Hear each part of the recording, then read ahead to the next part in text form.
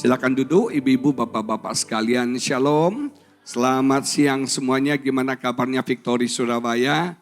Luar biasa, puji Tuhan, puji Tuhan. Pada siang ini saudara, orang lagi panik sama virus corona, betul ya? Kemarin katanya supermarket di Jakarta dan Surabaya rush saudara. Barang-barang habis, mie instan habis, beras habis, susu habis, kayak besok mau perang aja. Gak usah takut sama virus corona. Sekarang gereja-gereja kasih aturan tidak boleh salaman. Kita kayak pramugari Garuda. Thank you for flying Garuda Indonesia. Begitu kan?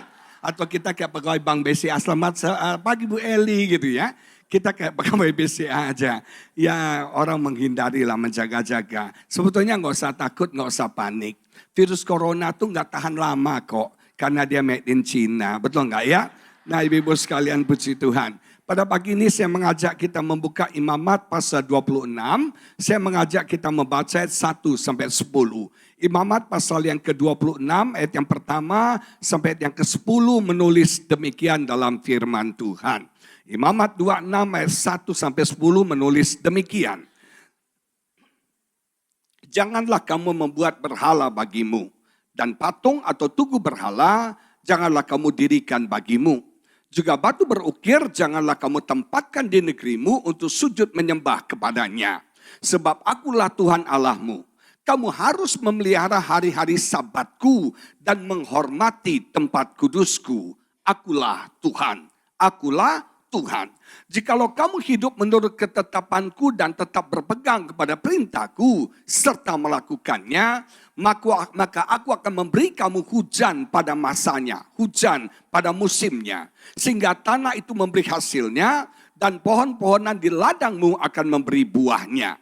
Lamanya musim mengirik gandum bagimu akan sampai kepada musim memetik buah anggur. Dan lamanya musim memetik buah anggur akan sampai kepada musim menabur gandum.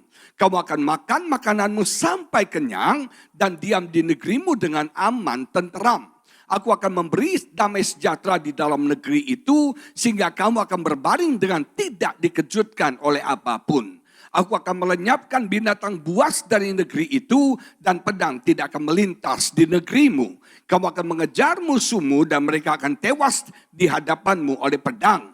5 orang dari antaramu akan mengejar 100 dan 100 orang dari antaramu akan mengejar selaksa 10.000. Dan semua musuhmu dikatakan dan semua musuhmu akan tewas di hadapanmu oleh pedang.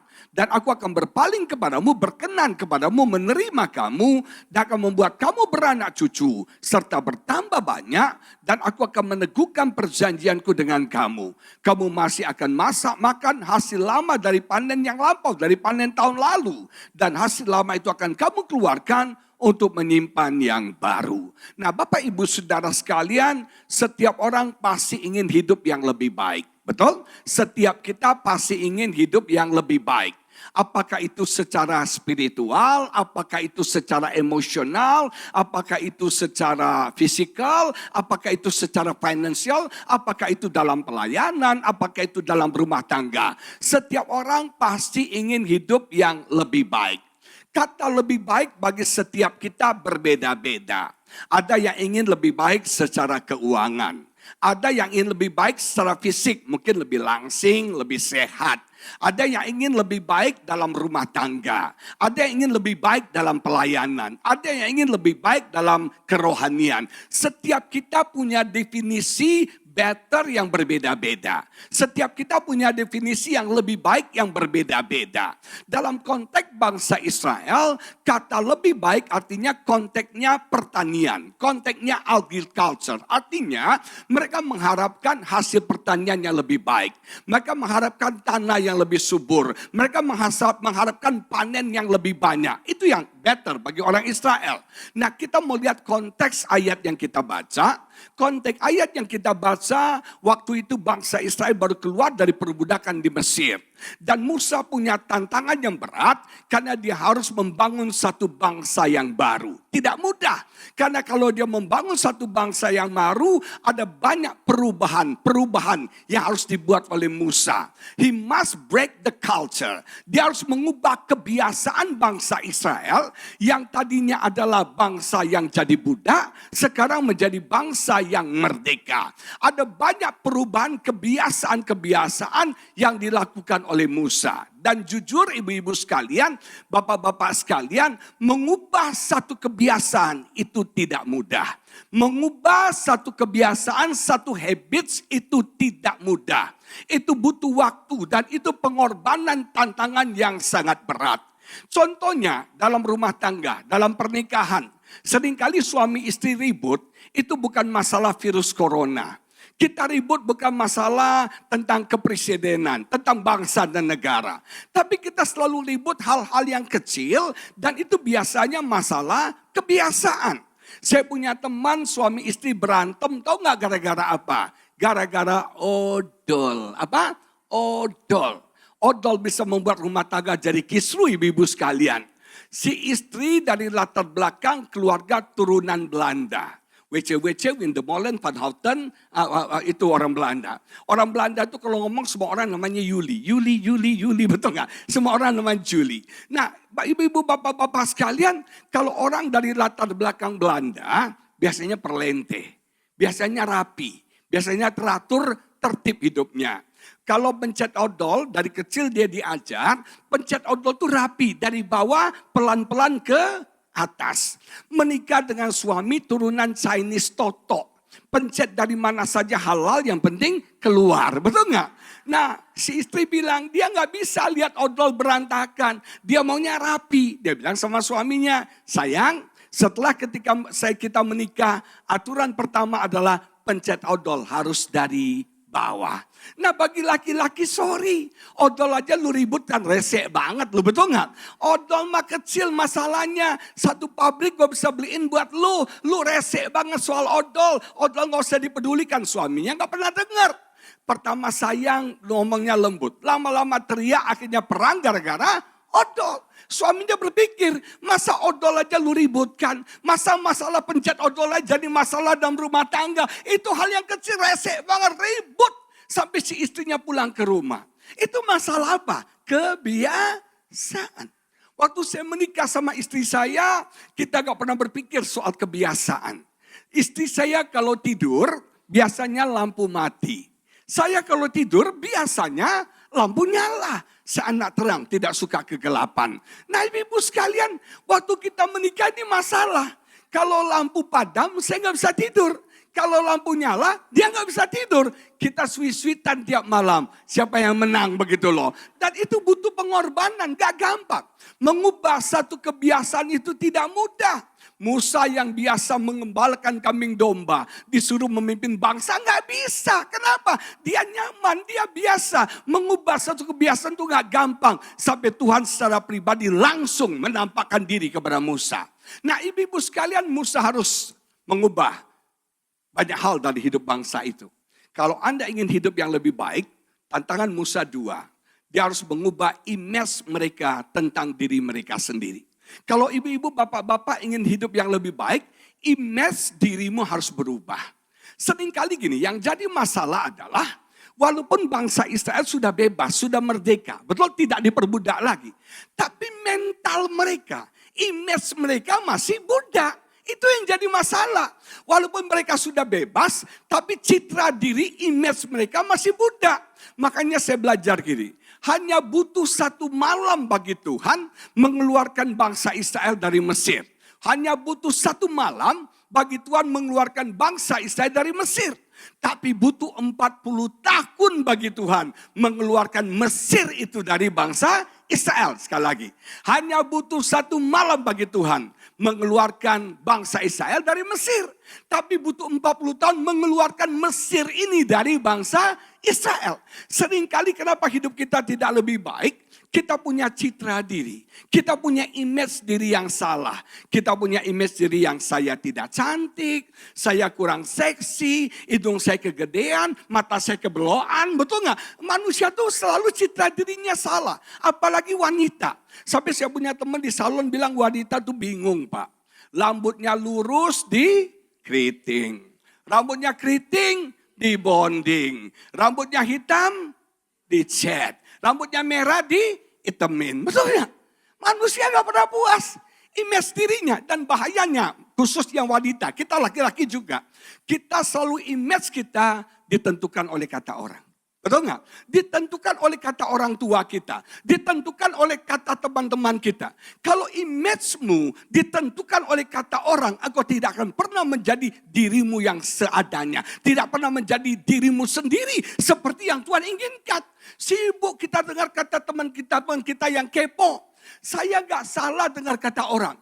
Tapi kalau terlalu mendengar kata orang dan orang mendikte hidup kita, itu yang salah. Itu yang gak benar. Saudara sekalian, orang tuh gampang berubah kata-katanya. Hari ini dia berkata, Hosana, Hosana. Besok orang yang sama bilang apa? Salibkan dia, salibkan dia. Orang yang sama. Kita dengar kata orang, orang bisa berubah.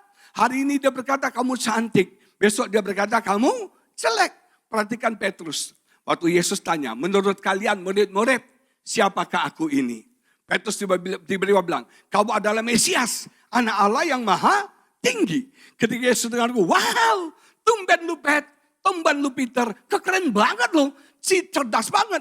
Itu bukan lu yang bilang, tapi Allah yang menyatakannya kepadamu. Yesus puji, dia mendapat pewahyuan dari Tuhan. Nah beberapa menit kemudian, Yesus bicara, aku akan menderita, aku akan disalibkan, aku akan sengsara. Petrus bilang, no, kamu gak akan menderita, aku akan mati sama-sama kamu. Yesus bilang, anyalahai engkau, iblis. Baru aja tadi Tuhan. 3 menit kemudian jadi iblis. Jangan dengar omongan orang. Salah mikirkanmu. Ibu-ibu jangan dengar ibu-ibu kepo lain. Betul gak? Jangan hidup kita didikte oleh kata orang. Tapi kita harus punya image yang benar. Anda bukan orang yang kalah. Anda lebih daripada pemenang. Anda bukan orang susah. Anda orang yang diberkati Tuhan. Anda bukan orang yang umur pendek. Anda orang yang umur panjang. Karena Tuhan menjanjikan bagi setiap kita. Anda bukan orang yang gagal. Tapi Anda orang yang sukses. Anda orang yang sehat. Anda orang yang diberkati. Ada favor Tuhan. Ada anugerah Tuhan. Ada rahmat Tuhan. Dalam hidup setiap kita. Tuhan sayang kita. Tuhan menerima kita. Tuhan mengasihi kita. Dunia bisa menolak kita. Tapi Tuhan berkata, engkau anakku. Engkau putri dan putraku. Yang kucintai. Yang kukasihi. Image diri kita harus benar. Kalau image dirimu benar, maka hidup-hidupmu akan benar. Kalau kau merasa selalu gak cantik. Dan lucunya, orang yang cantik-cantik merasa dirinya tidak cantik. Yang gak cantik malah pede dengan ketidakcantikannya. Ironis gak ya? Orang cantik merasa, aduh hidung saya kurang mancung. Aduh dagu saya kurang runcing kayak Ling Xingxia. Aduh saya punya pipi kok kurang senyum kayak Mac Ryan. Betul gak sudah? Sleepless in Seattle. Betul gak? Sampai kita mau rubah wajah. Kita sibuk operasi ini, operasi itu, operasi ini. Kenapa? Kita sibuk merasa diri gak cantik. Tapi Tuhan katakan, aku mengasihi kamu. Aku menerima kamu. Kamu anak-anak yang kukasihi, yang kuberkati. Amin. Salam kiri kananmu. Kamu adalah miliknya Tuhan. Kamu kesayangannya Tuhan. Kamu berharga di mata Tuhan. Kamu diberkati. Kamu sehat. Kamu umur panjang. Kamu tidak akan kena virus corona. Sekalipun 1000 rebah di sisi kananmu. 10.000 di sebelah kirimu. Tidak akan menimpa kamu. Penyakit sampar tidak akan menimpa dalam hidupmu. Amin Bapak Ibu Saudara sekalian. Image diri kita harus benar. Yang kedua, image kita tentang Tuhan harus benar. Kalau kau punya image tentang Tuhan yang salah, ibadahmu akan salah. Dan kenapa bangsa Israel, perhatikan. Bangsa Israel itu kan di Mesir. Mereka tuh 400 tahun, 10 keturunan di Mesir. Mereka diperbudak di Mesir. Dan mereka sudah terbiasa lihat bangsa Mesir menyembah berhala. Bangsa Mesir kalau menyembah dewa-dewinya selalu ada objek. Selalu ada patung, betul gak? Dan mereka sebagai budak yang buat patung itu.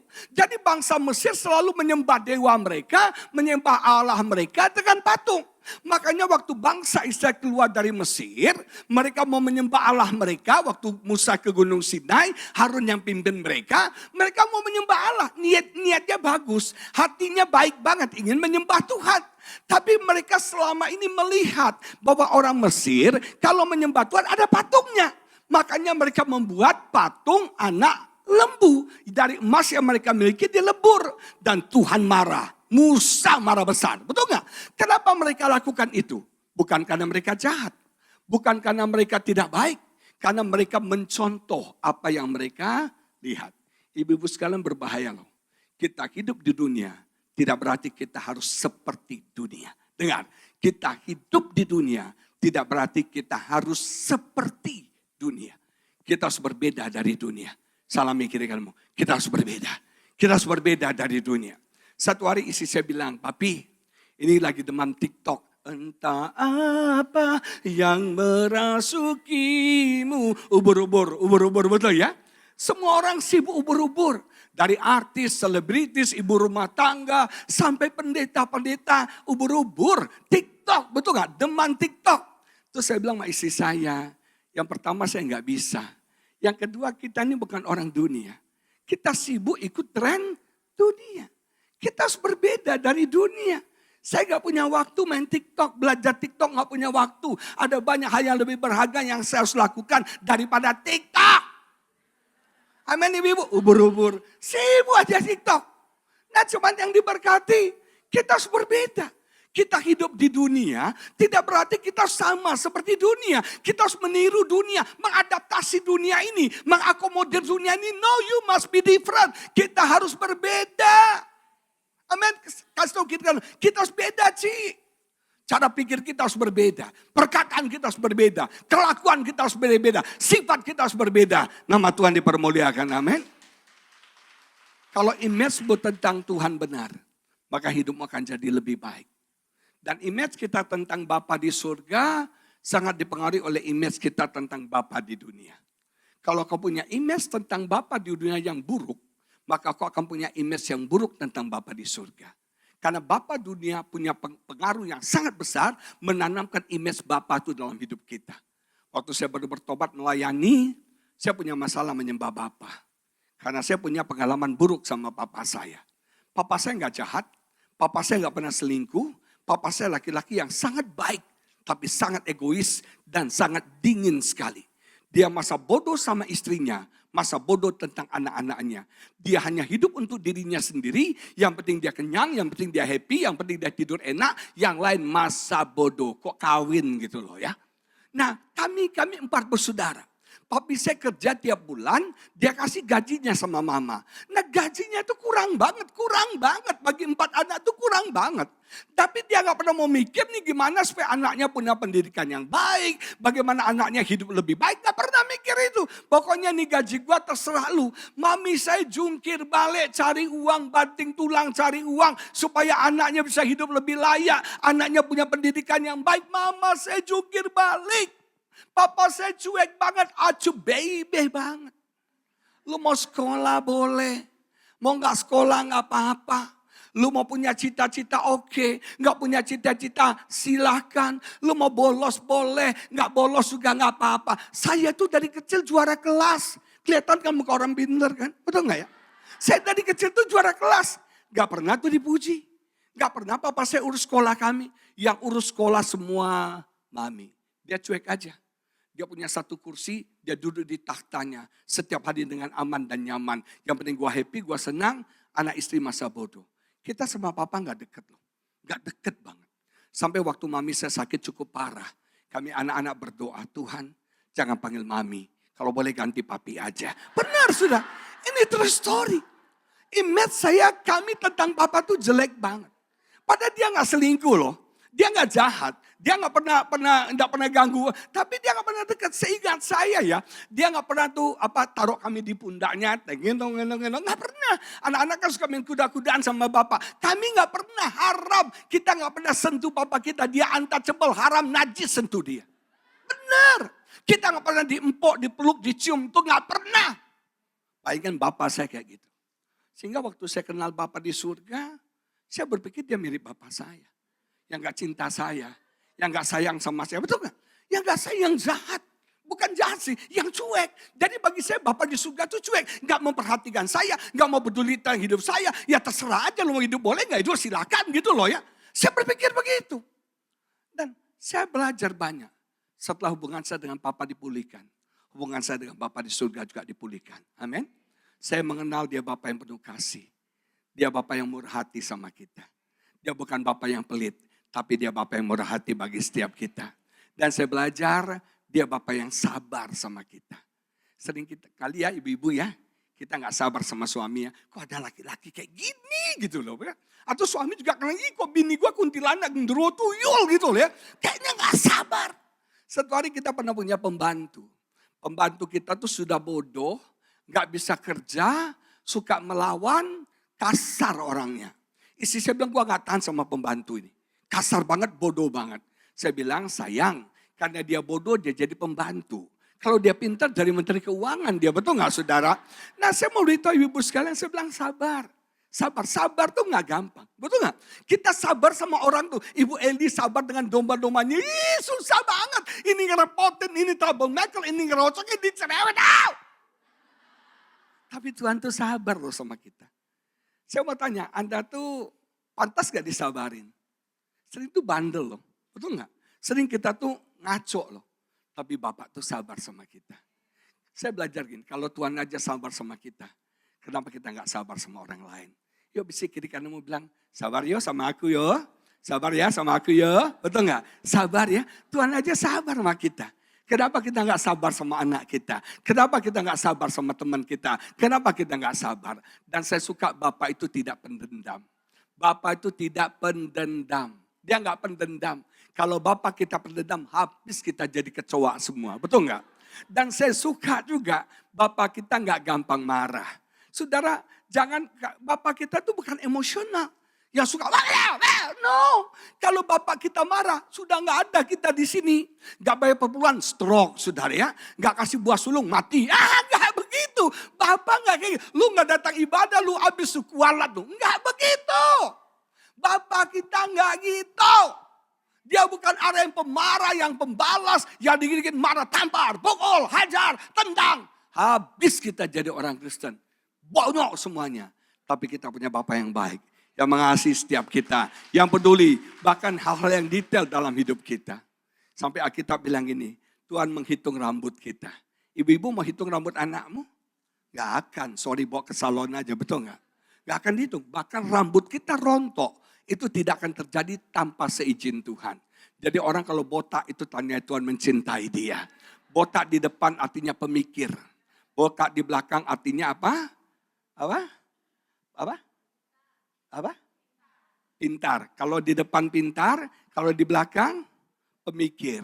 Kalau botaknya buka belakang dia pikir dia pintar. Nah Bapak Ibu Saudara sekalian, image kita tentang Tuhan harus benar. Nah sekarang kita mau masuk lebih dalam. Siapa mau hidup lebih baik? Hidup lebih baik, hidup lebih baik. Lebih baik dalam apapun juga. Nah Tuhan kasih 3 hal sama Musa, saya mau bagikan. Yang pertama kalau kita mau hidup lebih baik, aturan Tuhan adalah hormati Tuhan Allahmu. Yang pertama apa? Hormati Tuhan Allahmu. Jujur, saya tidak pernah dengar khotbah tentang orang Kristen harus menghormati Tuhan. Waktu Tuhan bicara sama saya bilang Tuhan, ini khotbah gak populer. Orang gak suka khotbah hormat sama Tuhan, betul gak? Orang sukanya khotbah berkat, jangan takut, jangan khawatir, percaya Tuhan bisa sembuhkan penyakitmu, percaya Tuhan bisa pulihkan, password Tuhan adalah percaya. Saya juga khotbah itu, tapi pagi ini Tuhan katakan hal yang pertama kalau kau ingin hidup lebih baik, engkau harus hormat kepada Tuhan Allahmu. Dan ini masalah besar, karena banyak orang Kristen sudah gak hormat lagi sama Tuhan. Ada banyak orang Kristen tidak tahu menghormati Tuhan. Gimana caranya kita hormat Tuhan? Ada berapa cara. Yang pertama kalau Anda mau hormat sama Tuhan, hormatilah otoritas yang Tuhan tetapkan dalam hidup kita. Hormatilah otoritas yang Tuhan tetapkan dalam hidup kita. Siapa otoritas di atas kita? Siapa pemimpin di atas kita? Kalau Anda rakyat berarti otoritas di atas kita adalah pemerintah. Jangan ngerecokin pemerintah. Jangan kritik pemerintah. Tapi doakan pemerintah. support pemerintah supaya dia bekerja lebih baik. Betul nggak saudara? Kalau direcokin, dikritik, dihajar, terus kapan dia kerjanya? Doakan pemerintah, support pemerintah supaya pemerintah ini diberikan hikmat, urapan, kebijaksanaan, bisa memimpin bangsa yang besar ini dengan luar biasa. Nah, kalau Anda sebagai pegawai, siapa otoritas di atas Anda? Bos Anda. Kalau Anda sebagai anak, otoritas di atas kita siapa? Orang tua, betul nggak? Anak harus hormat sama orang tua. Dan ini tugas para orang tua. Ajar anakmu hormat sama orang tua. Saya sedih banget lihat generasi sekarang. Generasi sekarang pemberontak, melawan orang tua. Mungkin salah satunya karena mama papa dianggap sebagai temannya. Kalau ngomong, coba bayangin, anak-anak sekarang kurang ajar loh. Di Amerika mereka nggak mau sebut nama papa mama, sebut nama. Jadi bayangin kalau nanti Bu Eli punya cucu, Eli, keren banget ya. Kurang ajar banget. Gak ada sopan, gak ada hormat sama orang tua lagi. Saudara, banyak sekarang anak-anak kalau ngomong teriak-teriak sama orang. Galakan anak dari orang tuanya. Shut up. Betul gak saudara? Anak harus menghargai orang tua. Anak harus hormat sama orang tua. Orang yang hormat sama orang tua pasti diberkati Tuhan. Dan umurnya panjang. Nama Tuhan dipermuliakan. Amin. Amin. Hormat sama orang tua. Sayang sama orang tua. Kalau Anda mau umur panjang. Anda mau diberkati Tuhan. Hormat sama orang tua kita. Memang saudara bilang orang tua ini gak pantas dihormati. Betul. Tapi jangan hormat sama dia. Hormat sama Tuhan. Kenapa kita hormat sama orang tua kita? Karena Tuhan. Bukan karena orang tua kita nggak sempurna. Mereka nggak tahu cara mendidik anak dengan benar, betul nggak? Kita lahir ini karena Tuhan, bukan karena orang tua kita. Siapa yang tahu kau lahir di dunia? Karena Tuhan ingin kau lahir di dunia, betul nggak? Orang tua kita cuma sarana doang. Betul nggak Bapak Ibu? Jadi hormat sama orang tua. Itu hormat kita sama Tuhan. Saya lihat Bu Eli itu hormat banget sama Tante Feni. Betul nggak ya? Sama-sama cantik dua-duanya ya. Tante Feni katanya banyak fansnya dengan isu ya. Nah saudara sekalian, saya mau beritahu. Hormat sama orang tua, kita pasti diberkati Tuhan. Kita pasti umur panjang. Ajar anakmu hormat sama orang tua. Boleh sharing nggak nih ya? Anak-anak zaman sekarang yang sekolah di sekolah internasional, itu suka debat sama orang tua. Suka argue. Apa? Maybe you are wrong, maybe you are not right, you okay? Bukan berarti anak gak boleh ngomongin orang tua loh. Tapi caranya.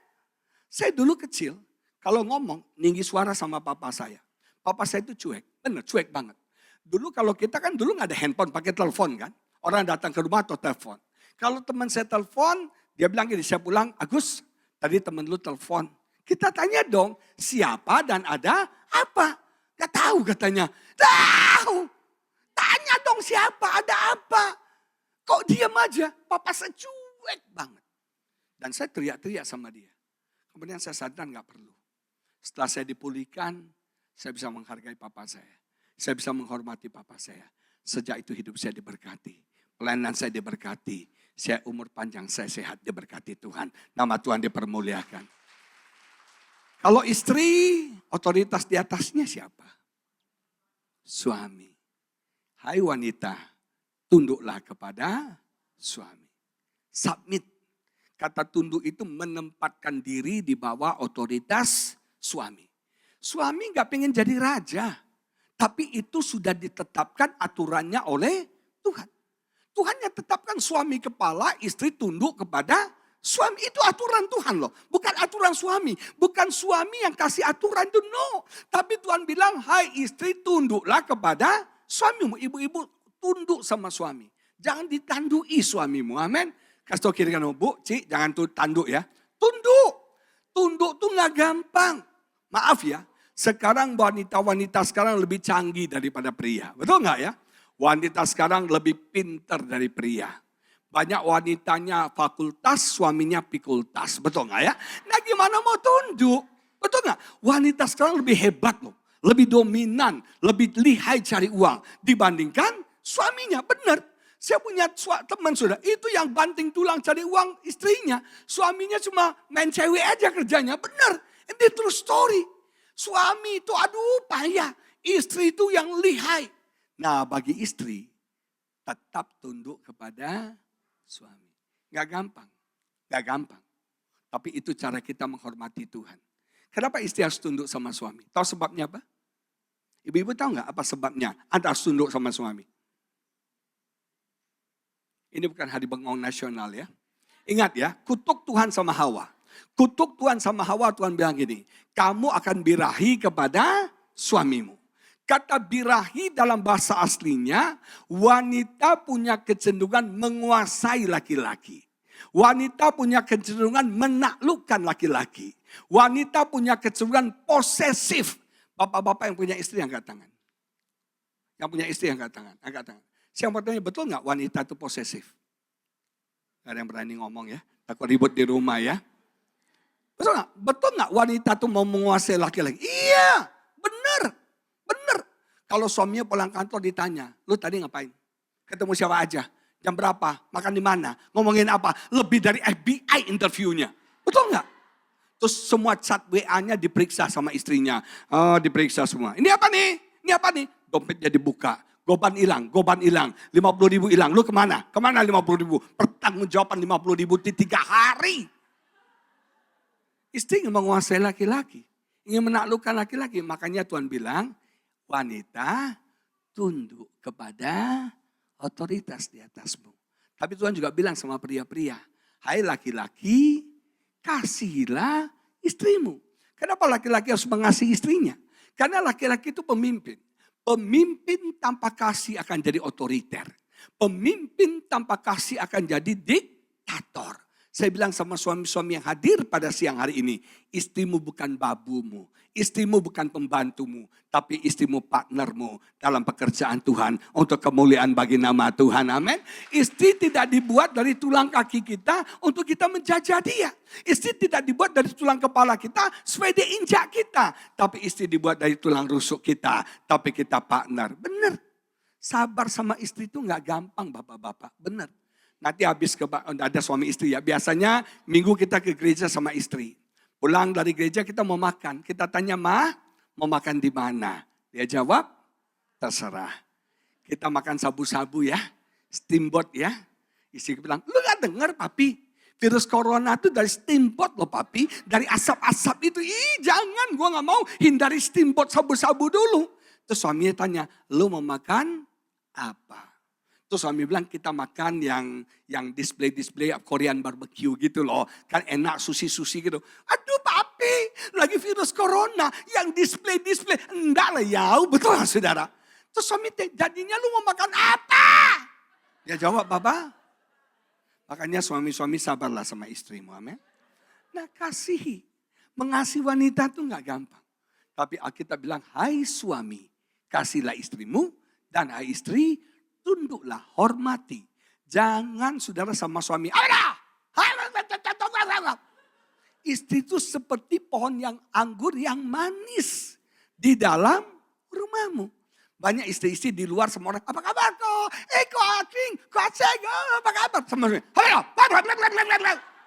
Manis seperti anggur manis di mana? Di dalam rumah. Jangan manis sama orang luar rumah sama dalam rumah kayak bulldog. Amin ibu-ibu. Yang pertama hormat sama Tuhan. Cara hormat sama Tuhan yang kedua gimana? Cara hormat sama Tuhan yang kedua, hormati tempat kudus. Hormati tempat kudus. Bu Eli baru dari Israel ya Bu ya. Tempat kudus Tuhan itu di mana sih? Di Yerusalem. Di Bait Suci. Tapi sudah gak ada. Udah jadi masjid sekarang. Sekarang tempat kudus itu apa? Udah gak ada. Udah tinggal masjid jadi masjid. Kalau kita bicara tempat kudus adalah tempat di mana Yesus hadir. Itu tempat kudus. Anda percaya nggak Yesus ada di tengah-tengah kita? Siapa yang percaya 2-3 orang berkumpul dalam nama Yesus, dia ada di tengah-tengah kita. Berarti ini adalah tempat kudus. Hormati tempat kudus, hormati ibadah. Banyak orang Kristen tidak menghormati ibadah, masa bodoh saudara. Benar, sikap kita salah dalam beribadah. Tidak ada lagi hormat sama Tuhan. Saya mau tanya. Ibu-ibu datang ke sini mau ngapain? Hah? Mau ngapain? Hah?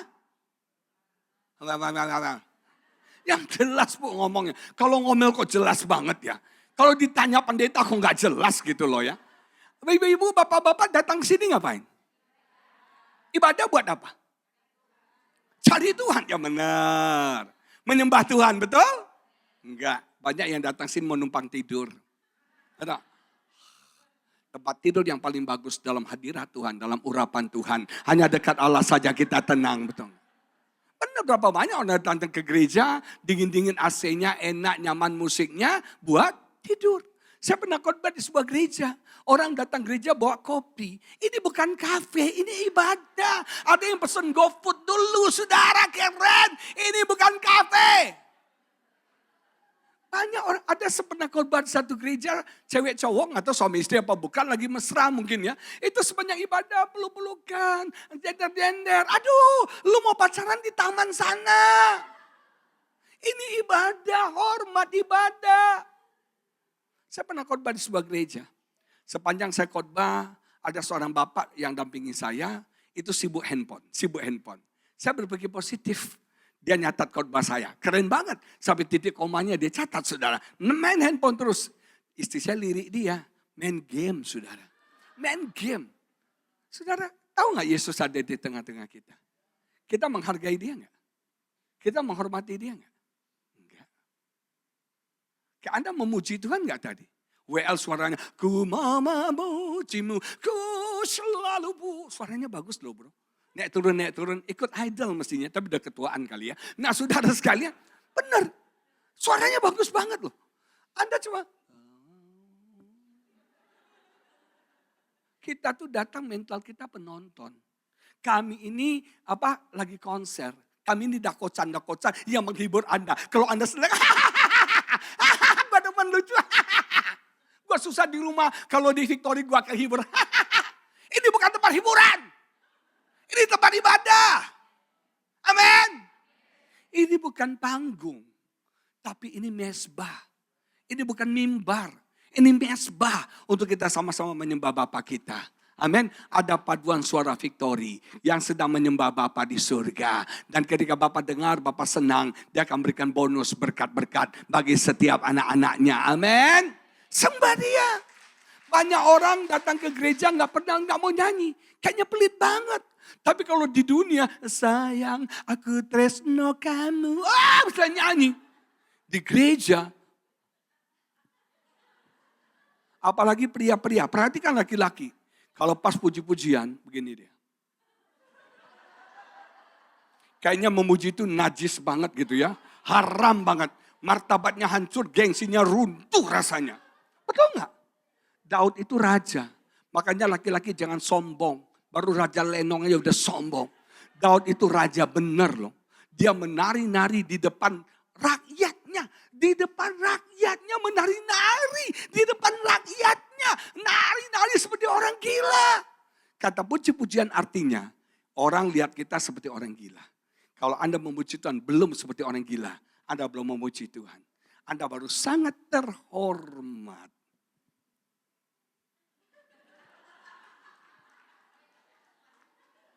Yesus ada di sini loh. Kita mengharapkan lawatan Tuhan.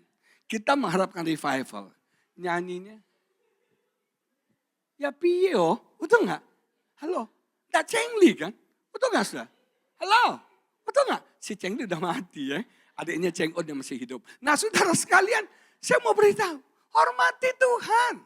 Hormati Tuhan, hormati ibadah. Sembah dia, puji dia dengan sepenuh hatimu.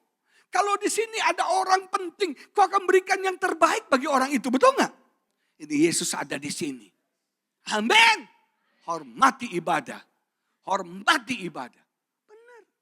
Hormati. Hormati. Yang ketiga, gimana cara kita hormati Tuhan? Yaitu takut sama Tuhan. Tapi sekarang orang nggak ada takut lagi sama Tuhan. Tuhan bilang jangan dihajar. Tuhan bilang jangan diharja. Dilakukan semua. Nggak ada takut lagi sama Tuhan. Saya ngeri loh, banyak orang Kristen gak takut lagi sama Tuhan. Kita seenaknya berbuat dosa. Kita melakukan apapun yang Tuhan tidak suka dengan sukacita happy. Itu yang bahaya. Dosa terbesar sekarang bukan di luar. Tapi dosa terbesar dalam gereja. Serem ya? Pendeta ngomong, saya anti kekerasan. Ternyata dia mukul istrinya. Yang lagi heboh di Surabaya kelas ya.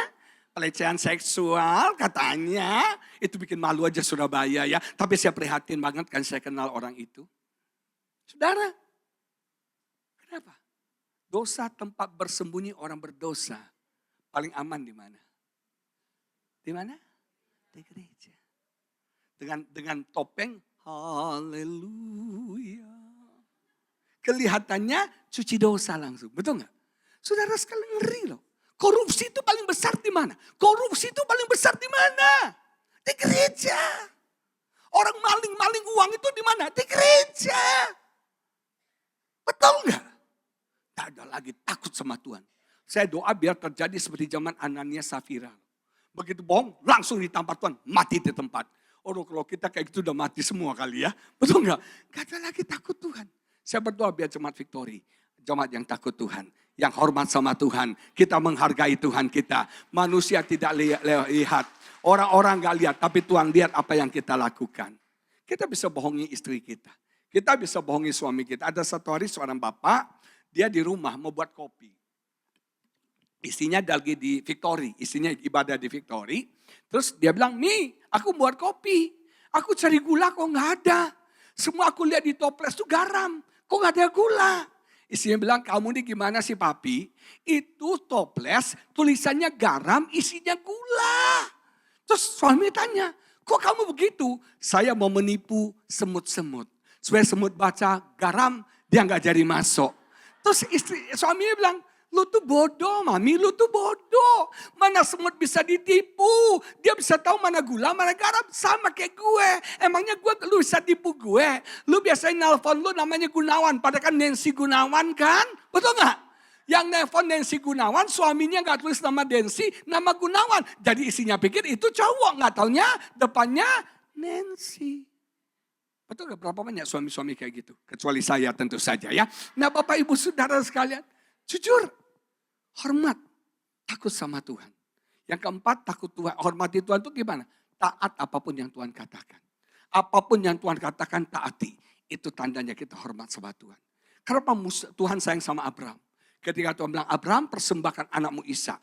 Abraham berkata, "Aku ini adalah hamba. Aku ini kacungmu, aku ini budakmu. Aku akan taat apapun yang kau katakan kepadamu."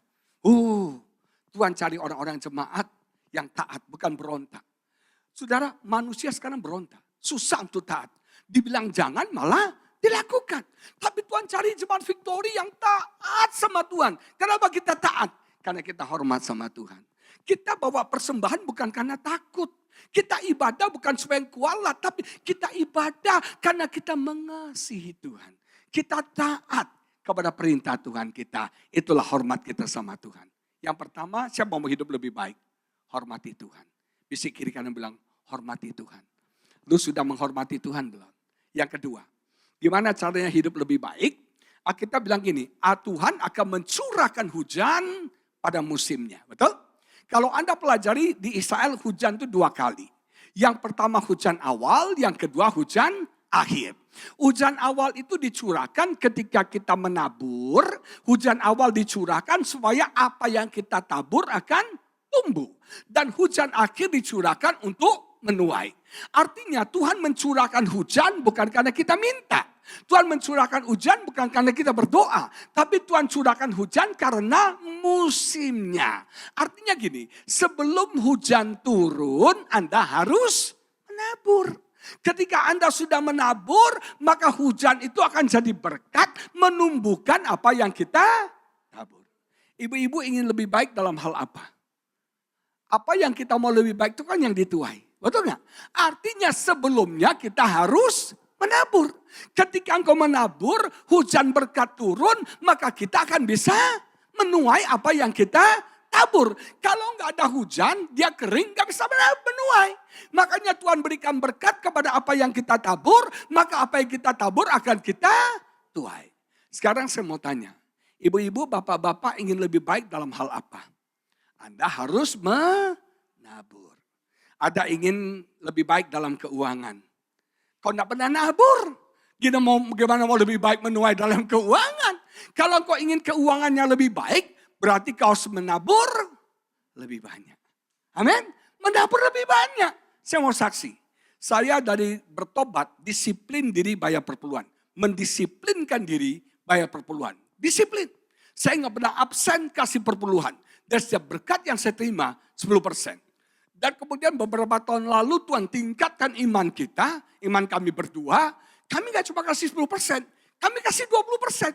Dan luar biasa, ketika kami memberi lebih banyak, berkat Tuhan juga jadi lebih banyak. Betul gak? Nah sekarang kita lagi berdoa nih, dengan iman. Supaya naikkan jadi 25%. Saya jujur, saya ini saudara bukan orang kaya. Tapi saya punya hati yang mengasihi Tuhan. Kemarin saya ke Israel, kita sponsori 2 orang dari uang pribadi kita untuk ke Israel. Dan semakin banyak saya menabur berkat, saya percaya semakin banyak saya menuai berkat-berkat dalam hidup kita. Kita mau berkat yang lebih banyak, tapi gak pernah mau menabur lebih banyak. Orang pelit, medit tidak akan diberkati Tuhan. Salah mikirkanmu, jangan seke, jangan pelit, jangan stingy. Ibu-ibu mau menabur lebih banyak lagi, menuai lebih banyak lagi keuangan, maka kau harus menabur lebih banyak. Saya ingin lebih kurus. Saya ingin lebih kurus, ini pergumulan saya. Saya badan kurus, perut nggak kurus. Nah kalau saya mau kurus gimana caranya? Harus nabur dong. Saya sudah doa urapan untuk perut ini. Saya oleskan minyak urapan Tuhan. Minyak urapannya dari Israel loh saudara. Saya oleskan minyak urapan biar kempes, lemak-lemak lenyap. Tapi nggak lenyap-lenyap gitu loh ya. Karena kan kurus kan bukan karena minyak urapan. Kurus karena ada yang ditabur. Artinya harus apa? Diet. Artinya harus apa? Olahraga. Nah kalau nggak pernah diet, nggak pernah olahraga, gimana mau nabur tubuh langsing? Mimpi kali ya, betul nggak? Saya bulan Juli, saya ini nggak suka olahraga. Saya bulan Juli kemarin mendapat hikmat Tuhan, saya rajin jalan pagi tuh. Jalan pagi, jalan sore, kadang pagi, kadang sore. 3 bulan saya lakukan, berat badan saya turun 3,5 kilo. Keren, lebih kurus, lebih seksi, lebih keren saudara, benar. Nah waktu itu Oktober akhir saya ke Amerika. Saya ke Amerika pelayanan, saya 1 bulan di sana dingin. Gak bisa jalan pagi, jalan sore, dingin banget. Jadi kita makan dan makan. Karena saya sudah turun 3,5 kilo, saya rayakan dengan makan hauce meyu-meyu di Amerika. Pulang dari Amerika Desember, Natalan, sibuk pelayanan. Dan kita tahu kalau Natal identik dengan makan. Makan sudah turun 3,5 kilo. Habis Desember, Januari saya ke Israel kemarin. Saya ke Israel, terus sibuk pelayanan sampai hari ini gak sempat olahraga. Berat badan saya naik 7 kilo ibu-ibu sekalian. Kenapa gak menuai? Karena tidak menabur. Ibu-ibu mau langsing? Mau langsing apa langsung? Yang mau langsing nih, coklat terus dimakan, es krim terus dimakan, burger terus dimakan. Gimana mau kurus? Nabur. Anda ingin anak-anak yang lebih baik? Anak-anak yang saleh? Ibu-ibu, bapak-bapak, anak saleh itu gak tiba-tiba pluk jadi saleh. Lama syanda. No. Anak saleh itu dididik, ditabur, dilatih, diberikan waktu, perhatian. Betul gak? Betul, diajarin takut Tuhan, diajarin setia sama Tuhan. Orang tua harus ngajar. Dan itu, ibu-ibu perhatikan. Kenapa orang gak suka menabur? Karena menabur itu dikatakan dengan air mata. Menabur itu perlu usaha. Menabur itu butuh pengorbanan. Menabur itu butuh kerja keras. Betul gak? Kerja keras loh. Mendidik anak supaya anak jadi excellent. Mendidik anak supaya anak jadi berkualitas. Itu gak gampang. Kita harus nabur bagi anak kita didik. Makanya orang tua, didik anakmu setia sama Tuhan dari kecil. Didik anakmu kasih perpuluhan itu dari kecil. Saya punya teman, saya bilang teman-teman anak rohani saya. Kalian kasih uang belanja sama anak kalian. Uang saku, potong perpuluhan. Kasih ajar mereka potong perpuluhan. Supaya anak tuh setia dari kecil perpuluhan. Gak kayak kita. Kita udah gede bertobat, bayar perpuluhan tuh susah banget. Betul gak? Susah taat. Didik anakmu. Saya punya teman rela gak kerja loh. Demi mendidik anak. Tapi anaknya jadi anak yang luar biasa. Anda mau punya anak yang luar biasa? Tabur dong. Didik dong. Anda mau rumah tangga yang luar biasa? Tabur. Mau rumah tangga yang sehat, rumah tangga yang bahagia, rumah tangga yang harmonis? Tabur. Tabur. Saudara sekalian, saya ingin rumah tangga saya diberkati Tuhan. Sebagai hamba Tuhan, saya pikir rumah tangga saya baik, bagus. Dan saya harus tabur. Karena rumah tangga yang sehat harus dibangun, harus dibina. Gak bisa dibiarin begitu saja. Saya harus nabur, membangun rumah tangga saya. Waktu saya baru menikah sama istri saya, dia komplain. Dia bilang, papi, saya selalu berusaha menyenangkan hati kamu. Kamu gak pernah berusaha menyenangkan hati saya. Itu jadi kepikiran buat saya. Saya mulai berpikir, apa ya yang buat hati saya happy. Saya baca satu buku bagus, 5 Love Language. 5 bahasa cinta. Dalam buku itu dia bicara setiap manusia punya bahasa cintanya masing-masing. Ibu-ibu mau punya pengalaman apa? Punya rumah tangga yang baik, hubungan dengan suami, dengan istri, dengan anak, dengan orang tua, dengan teman, dengan siapapun juga. Setiap orang harus kita tahu apa bahasa cintanya. Menurut Gary Chapman, bahasa cinta itu ada 5. Yang pertama sentuhan fisik. Ada orang kalau dibelai, dicium tuh meong, meong, meong. Ada orang yang begitu. Ada orang yang bahasa cintanya kata-kata. Sukanya dipuji, dirayu, digombalin, disanjung-sanjung. Ada orang itu. Dan yang ketiga ada orang yang bahasa cintanya adalah dilayani. Act of service, tindakan melayani. Ada orang yang bahasa cintanya hadiah. Sukanya dikasih hadiah tas Hermes gitu ya. Dikasih apa lagi Salvatore Ferragamo, gitu-gituan. Ada orang yang bahasa cintanya quality time. Waktu bersama-sama. Nah saya mulai cari ini sama istri saya, apa bahasa cintanya. Saya pikir dulu bahasa cintanya sentuhan fisik. Saya belai-belai dia, saya cium pipi kiri, cium pipi kanan, dia tabok tangan saya. Ternyata bahasa cintanya bukan sentuhan fisik. Jangan pikir ya, bahwa bahasa cinta orang tuh dibelai-belai itu senang. Belum tentu, ada orang gak suka. Ya, gak suka, geli gitu ya. Nah, saya pikir bahasa cintanya rayuan. Saya ini kan Raja Gombal. Saya suka bilang sama dia, sayang, kamu tahu gak tinta apa yang gak bisa kering? Bukan tinta hitam, bukan tinta merah. Tapi tintaku kepadamu gak pernah bisa kering. Amin. Saya bilang, sayang, cintaku kepadamu seperti roda kereta api. Gak pernah kempes gitu loh ya. Apa dia bilang, gombal loh katanya. Ternyata banyak bahasa cinta wanita sekarang bukan bunga. Tapi bunga deposito. Itu lebih penting. Amin ibu-ibu. Nah saya pikir yang ketiga bahasa cinta istri saya mau dilayani. Satu hari dia belum bangun, saya masak breakfast, angus, dia marahin saya. Bukan dia yang layani, bukan saya layani dia, dia layani saya. Saya pikir bahasa cinta dia hadiah. Nah satu hari kami ikut retreat, suami istri. Di malam terakhir itu kita ada candlelight dinner. Panitia bilang suami bawa hadiah surprise buat istrinya. Waktu itu saya cari tahu istri saya maunya apa sih. Dia mau satu kosmetik. Saya udah suruh beli, dia bilang nanti aja deh. Kita lagi butuh duit, tar dulu itu gak penting katanya. Jadi saya belikan diam-diam. Nah menjelang hari H, panitia telepon. Semua peserta pria-prianya, kalian belikan hadiah apa buat istri kalian? Saya bilang saya bawa kosmetik. Ada teman saya, dia tahu istrinya suka kerupuk aci yang ceceng, yang putih itu ya. Dia belikan satu hadiah, pesannya satu plastik gitu loh ya. Tapi panitia bilang kalau boleh jangan kosmetik, kalau boleh jangan kerupuk, tapi perhiasan. Nah loh, saya udah beli kosmetik, terpaksa beli perhiasan. Istri saya sudah lama pada waktu itu pengen punya kalung salib yang ada berlian-berliannya. Saya pergilah ke toko, saya belikan kalung salib berlian. Berlian Situmeang, berlian Napi Tepulu. Saya belikan berlian.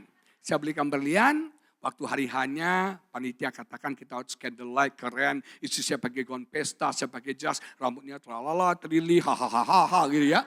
Nah saya pakai, kita ngobrol. Terus panitia bilang ini saatnya suami-suami memberikan hadiah bagi istrinya. Saya keluarkan kosmetik yang dia ingin. Begitu dia terima kosmetik, dia termehek-mehek. Banget, thank you sayang, thank you sayang, thank you sayang, seneng banget. Saya bilang sayang saya punya kasih hadiah lagi buat kamu. Saya keluarkan kalungnya, saya pasang di lehernya. Begitu saya duduk di depan dia, dia tanya, kamu beli ini berapa? Ini pasti mahal, kamu diboros-borosin duit. Kamu tahu nggak? Kita lagi butuh banyak duit. Kamu pakai kartu kredit nggak? Kamu nyicil ya? Kamu gimana? Saya dimarahin. Tapi saya bersyukur bahasa cinta istri saya bukan hadiah. Kalau bahasa cintanya hadiah, habis kolektor saya selama di Surabaya untuk beli hadiah buat dia. Tapi bahasa cinta istri saya quality time. Dia suka tuh kemana-mana sama-sama. Sama-sama tuh dia suka. Saya tahu pasti dia gak bisa hidup tanpa saya. Gak lihat, dia itu gak lihat saya 5 menit. Gak lihat saya 5 menit itu manggil. Papi.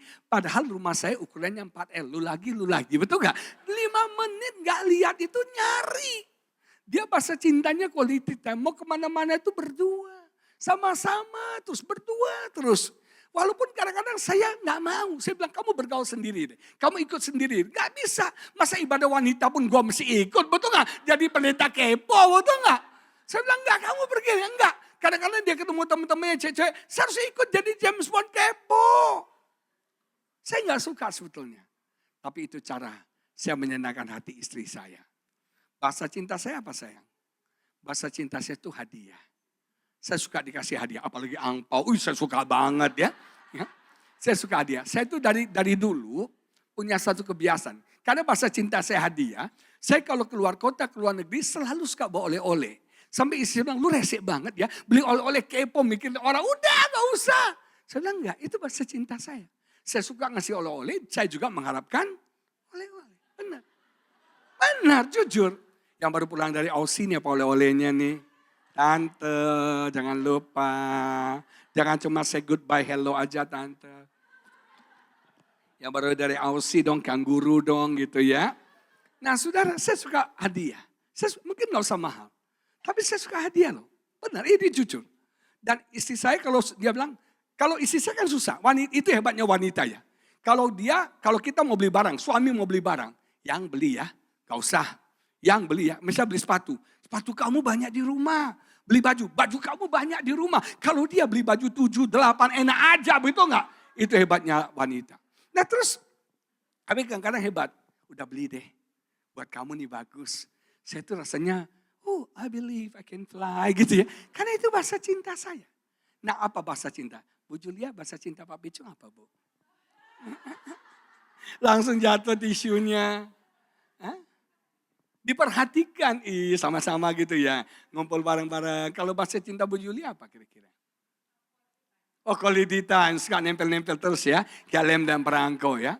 Nah setiap orang punya bahasa cinta. Dalam pertemanan kita juga harus tahu nih. Teman kita bahasa cintanya apa? Sukanya apa? Saya punya teman saudara. Waktu dia ulang tahun suaminya cuma kasih doa. Temannya kasih iPhone 11 saudara. Mana yang dia lebih suka iPhone? Dia marahin suaminya. Temen gak bisa kasih iPhone. Lu cuma kasih doa katanya. Nah jemaat kita harus tahu bahasa. Dan saya nabur. Dan sekarang puji Tuhan rumah tangga kami dipulihkan. Rumah tangga kami diberkati. Saya nabur. Istri saya ini hebatnya wanita ya. Cerewet, tukang ngomong. Pria-pria setuju gak sih? Kok gak ada yang berani lagi ya. Nah saya punya istri ini pinter. Suka menganalisa sesuatu. Banjir dianalisa, lampu mati dianalisa, gempa dianalisa. Saya bilang, lu jadi gubernur aja gantiin Anies gitu loh ya. Nah dia tuh pintar banget. Dan karena dia suka menganalisa, analisanya disampaikan ke saya. Kita pernah pelayanan ke satu daerah dari rumah saya 1,5 jam pergi, 1,5 jam pulang, 3 jam total. Itu berhenti ngomong gak berhenti. Saya dengarnya capek.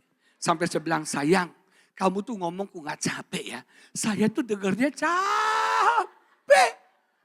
Tapi itulah hebatnya wanita ya. Nah dulu. Kalau dia ngomong saya gak pernah dengerin. Masuk kuping kanan, keluar. Oh enak lewat. Nih kuping kanan masuk, keluar kuping kanan lagi. Gak masuk mental. Saya kalau ngomong saya gak pernah dengerin. Tapi saya belajar. Kalau saya mau rumah tangga yang baik, saya harus nabur. Nabur apa? Telinga yang mendengarkan. Jadi sekarang kalau dia cerita, oh gitu ya, makanya saya kasih tips suami-suami, kalau istri mau ngomong dengerin, jangan disela, panjang cerita. Aja, sudah capek dia ngomong, dia tanya, kamu ngerti kan? Enggak gitu loh ya. Nah maaf ya, bagi wanita gak penting ngerti, yang penting dengerin. Makanya suami-suami yang hadir, banyak istri bengek asma, kenapa? Kurang didengerin. Gak bisa tidur istrinya, gak puas hatinya. Tabur. Ada banyak yang saya tabur dalam rumah tangga saya. Dan saya menuai rumah tangga yang diberkati Tuhan. Nama Tuhan dipermuliakan, amin. Nah tabur, apapun yang kau ingin lebih baik, tabur. Yang ketiga adalah siap untuk menuai. Siap ini penting loh. Siklat bilang gini, Anda mau sukses boleh. You must plan for success. Engkau harus punya rencana untuk sukses. Engkau harus mengharapkan untuk sukses. Dan engkau harus siap untuk sukses. Bapak Ibu percaya nggak Tuhan bisa berkati kita satu malam? Orang Israel tuh miskin loh. Begitu keluar dari Mesir malam itu langsung jadi orang kaya besoknya. Tapi mereka siap nggak jadi orang kaya? Enggak. Anda siap nggak? Tuhan bisa buat terkenal nggak? Siap ibu-ibu sih, viral, terkenal. Bisa nggak? Ibu Eli itu viral banget ya. Ini sudah Eli Kurniawati, IG-nya luar biasa. Isi saya followersnya juga.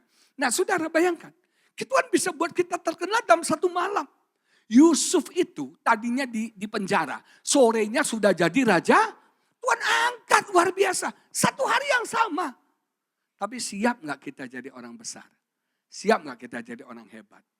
Bukannya Tuhan nggak sanggup berkati Anda nggak siap diberkati. Bukannya Tuhan nggak sanggup pulihkan Anda nggak siap dipulihkan. Saya punya teman, ibu-ibu, suaminya tinggalin dia bilang gini, Tuhan, tiap hari doa. Saya doa rumah tangga saya dipulihkan, saya doa suami saya kembali. Saya bilang doa kamu berbahaya. Saya bilang, kamu siap nggak ketika Tuhan menjawab doamu? Suamimu kembali datang kepadamu. Nggak siap. Gimana mau dipulihkan? Gimana mau diberkati? Kalau kita nggak siap. Ibu siap untuk menuai? Ketika Tuhan kasih berkat yang besar, engkau siap nggak? Siap nggak? Kadang-kadang kita nggak siap loh. Betul nggak? Kita hancur. Nah, dari masa menabur ke masa menuai, itu perlu waktu. Betul nggak? Di situ perlu proses. Di situ butuh ketekunan. Di situ butuh iman. Di situ butuh yang namanya kesabaran. Betul nggak?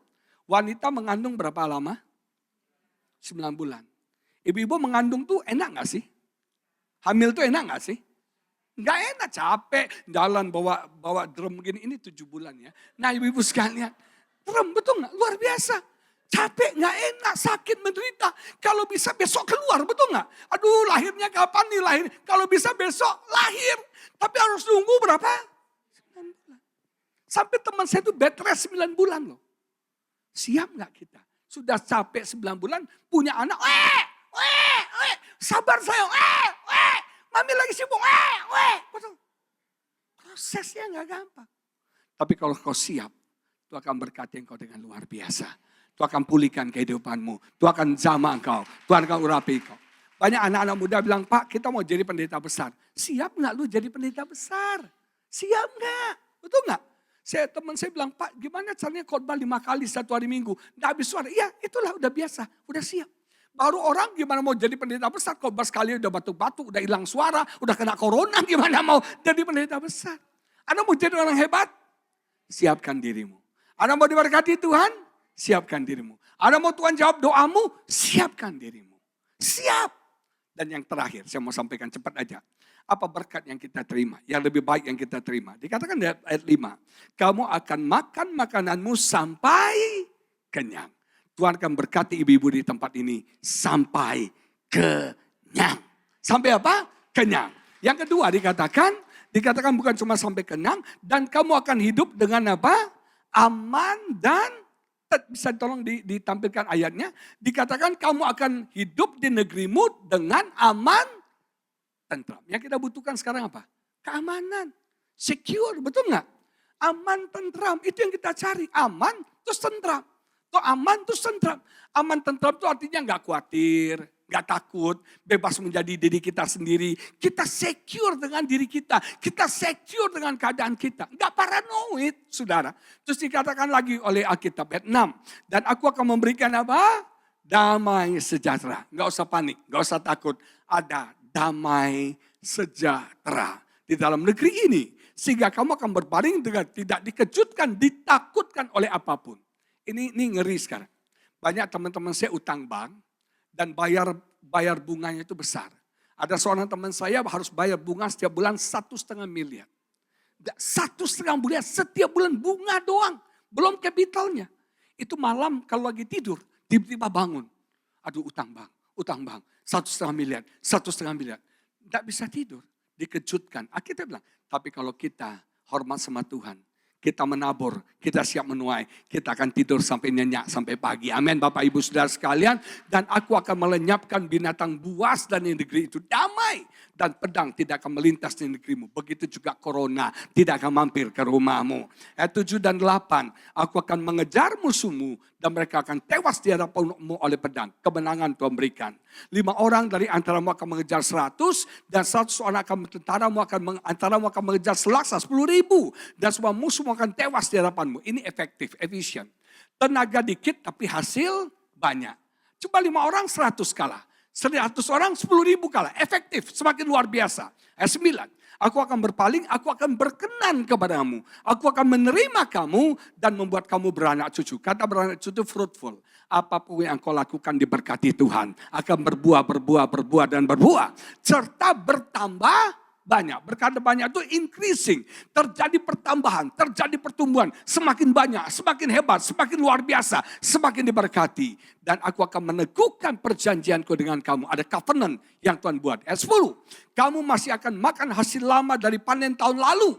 Dan hasil lama itu akan kamu keluarkan untuk menyimpan yang baru. Artinya yang lama ini hasil tahun lalu kita makan. Hasil tahun yang baru sudah datang. Kita keluarin hasil lama supaya yang baru bisa itu orang-orang yang diberkati Tuhan. Dan satu tips terakhir.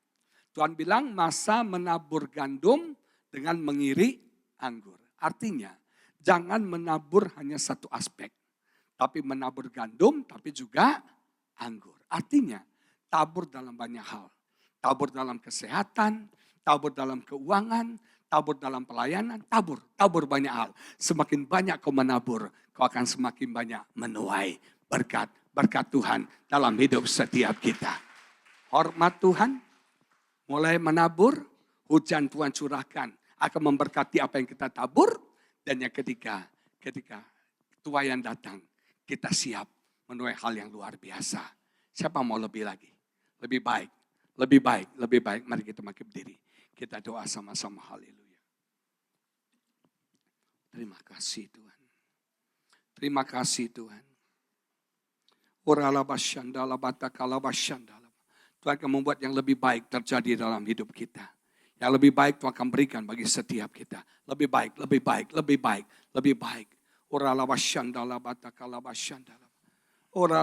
Tuhan ingin buat kita lebih baik. Apapun lebih baik kau inginkan.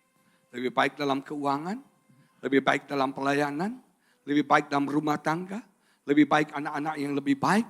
Lebih baik lagi secara rohani. Lebih baik secara karakter, apapun. Ada satu hukum emas bilang gini. Apapun yang kau ingin orang lakukan kepadamu, lakukan terlebih dahulu sama orang lain. Artinya apapun yang kau ingin orang lakukan kepadamu, lakukan lebih dulu sama orang lain.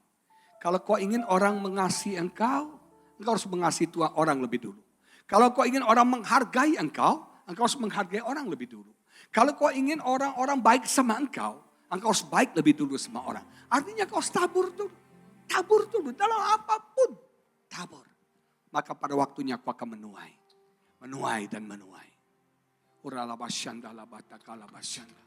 Saya merasa Tuhan ingin memberikan yang lebih baik buat kita. Tuhan akan memberikan yang lebih baik. Better. Terjadi dalam hidup. Better secara keuangan. Better dalam pelayanan. Better secara emosi. Better dalam karakter. Better secara spiritual. Better akan terjadi dalam hidupmu. Better akan terjadi dalam hidup. Terima better itu. Terima better. Yang lebih baik. Mulai hormati Tuhan. Mulai tabur hari-hari ini. Dan siap untuk menuai. Maka berkat-berkat Tuhan akan dicurahkan dalam hidup setiap kita. Rumah tanggamu akan jadi lebih baik. Pelayananmu akan jadi lebih baik. Bisnismu akan jadi lebih baik. Apapun yang kau kerjakan jadi lebih baik, lebih berhasil, lebih sukses, lebih hebat, lebih luar biasa, lebih dipakai, lebih diurapi Tuhan, lebih terjadi dalam hidup kita. Terima kasih Tuhan. Berkati setiap ibu-ibu yang hadir, bapak-bapak yang hadir. Lawat kami, sadarkan kami, tegur, nasihati kami. Berbicaralah. Di dalam nama Yesus kami berdoa.